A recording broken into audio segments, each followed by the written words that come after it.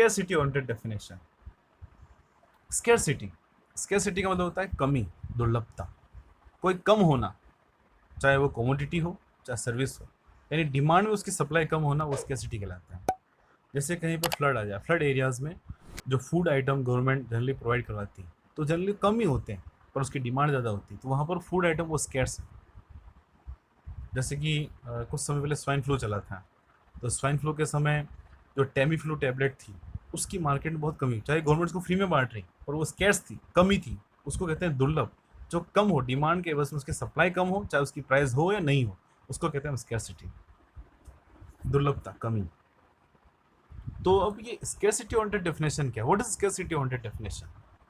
तो robin presented the concept of scarcity in his book An Essay on the Nature and Significance of Economic Science in 1932। कब लिखी थी? 1932 में। Book का क्या नाम था? What is the name of the book? An Essay on the Nature and Significance of Economic Science। इस book में सबसे पहले उन्होंने स्केर्सिटी ओरिएंटेड डेफिनेशन प्रोवाइड की, बताई उनके अकॉर्डिंग इकोनॉमिक्स क्या है। What is economics according to Robbins? Economics is a science that studies human behavior as a relationship between ends and scarce means which have alternative uses। उन्होंने बताया what is the relationship, what is the human behavior। Human behaviour क्या होगा, कब?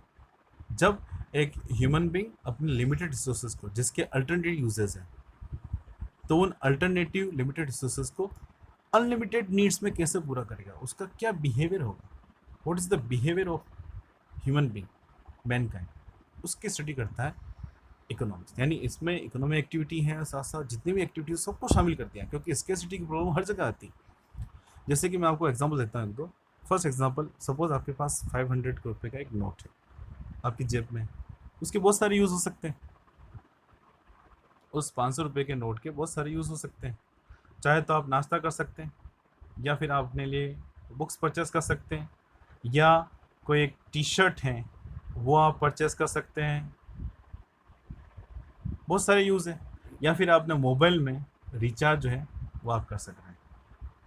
तो एक 500 रुपये का note कितना? सिर्फ एक, उसके यूज़ कितने हो गए? बहुत सारे। तो इसका मतलब इस 500 रुपये के नोट के अल्टरनेटिव यूजेस हैं, मतलब एक से ज़्यादा यूज़ है। एक तो स्केर्स है, कम है आपके पास पैसा, दूसरा आपकी नीड्स बहुत ज़्यादा, टी शर्ट परचेस करना है, जींस परचेस करनी है, मोबाइल में रिचार्ज कराना है, या बुक्स परचेस करनी, नोट्स परचेस करने, दोस्तों को पार्टी देनी है। तो आपको वहाँ पर डिसाइड करना होगा, आपको सेलेक्टिव मेथड्स जाना होगा, आपको चूज़ करना होगा कि आपके पास लिमिटेड रिसोर्स है, 500 रुपये है, उससे कौन सी नीड को पहले पूरा करें। मतलब सेलेक्टिव पोर्शन आ गया, ठीक है, यानी आपको चूज़ करना पड़ रहा है। तो ये थोड़ा सा इसमें बताया रॉबिन्स ने कि जो स्केर्सिटी की जो प्रॉब्लम है, वो प्रॉब्लम अब एक नॉर्मल पर्सन या कंट्री को देखें तो लाइफ के हर पार्ट में, एक नॉर्मल पर्सन के लाइफ के हर पार्ट में स्केर्सिटी की प्रॉब्लम आती है। दूसरा एग्जांपल लूँ मैं आपके, सपोज आपके 5 सब्जेक्ट हैं, उन 5 सब्जेक्ट में आपको दिन के 2 घंटे या 3 घंटे आपको देने हैं, तो आपके पास समय कम है, आपके पास जो टाइम है वो कम, और सब्जेक्ट बहुत ज़्यादा है, पढ़ना बहुत ज़्यादा है। तो अब आपको यहाँ पर चूज़ करना होगा कि उन 3 घंटों में से फर्स्ट आवर किसको दें, सेकंड आवर किसको दें, और बाकी का बचा आवर कैसे आप उसको एलोकेट करें। तो यहाँ पर आपके पास जो टाइम था उसके अल्टरनेटिव यूजेस थे। मतलब अल्टरनेटिव यूजेस के मतलब अगर एक ही सब्जेक्ट आपको पढ़ना हो तो कोई दिक्कत ही नहीं, आपके पास 5 सब्जेक्ट है, तो यूज़ आपके अल्टरनेटिव है। और साथ साथ ये भी है, वो 3 घंटे सोने में आप वेस्ट कर सकते हो, खेलने में भी आप वेस्ट कर सकते हो, मूवी देखने में वेस्ट कर सकते हो। तो उस टाइम पीरियड के बहुत ज़्यादा यूजेस है। उन जो अल्टरनेटिव यूजेस हैं, उन अल्टरनेटिव यूजेस को रहते हुए अनलिमिटेड जो वांट्स हैं, बहुत सारे जो वांट्स, उसको कैसे आप पूरा करोगे, क्या आपका बिहेवियर होगा, उसकी स्टडी करता है इकोनॉमिक्स अकॉर्डिंग टू रॉबिन्स। तो क्या कैरेक्टरिस्टिक्स हैं वो देखते हैं। First is economics is a human science that studies all the activities of all the persons relating to the matter of choice, whether they are social, non-social and normal and abnormal। मैंने हमें बताया ना, इसमें सभी प्रकार की activities को include कर दिया है, चाहे वो सोशल है या अनसोशल है। साधु संतों को भी इसमें शामिल किया, साधु संतों को इसके प्रॉब्लम करनी पड़ती है सामना। फिर नॉर्मल एंड अब नॉर्मल, यानी कुल मिला के लाइफ की जो भी एक्टिविटी है सब रॉबिन्स ने इंक्लूड कर दी, सिर्फ इकोनॉमिक एक्टिविटी को उन्होंने नहीं रखा है, हर प्रकार के। फिर Robbins definition is analytical, not classified like Marshall's definition. Marshall ने जैसे क्लासिफाइड किया था ना, social, unsocial, real, non realistic, वैसे उन्होंने क्लासिफाई नहीं किया। इन्होंने एनालिटिक मतलब डिस्क्रिप्टिव है, सब कुछ उसमें इन्होंने शामिल कर दिया रॉबिन्स ने।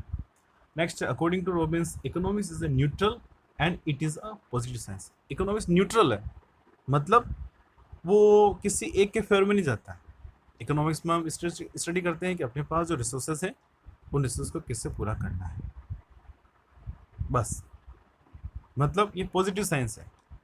It focuses on what was, what is and what would be. क्या है, क्या क्या था, क्या है, क्या होगा, पर मेन फोकस रहता है। इसमें कोई लेना देना नहीं क्या होना चाहिए, इससे कोई लेना नहीं, बस अकॉर्डिंग टू रॉबिन्स ये माना उन्होंने। Last, the definition makes the scope of economics wide, so it has universal acceptability. अब इसका स्कोप बहुत वाइड हो गया क्योंकि उन्होंने हर प्रकार की एक्टिविटी को उसमें शामिल कर लिया है, तो इसलिए इसकी जो एक्सेप्टेबिलिटी इस डेफिनेशन की वो यूनिवर्सल है। पूरे वर्ल्ड में कहीं पे भी जब इकोनॉमिक्स की डेफिनेशन की बात आती है, सबसे पहले रॉबिन्स की डेफिनेशन को सबसे पहले चूज करते हैं।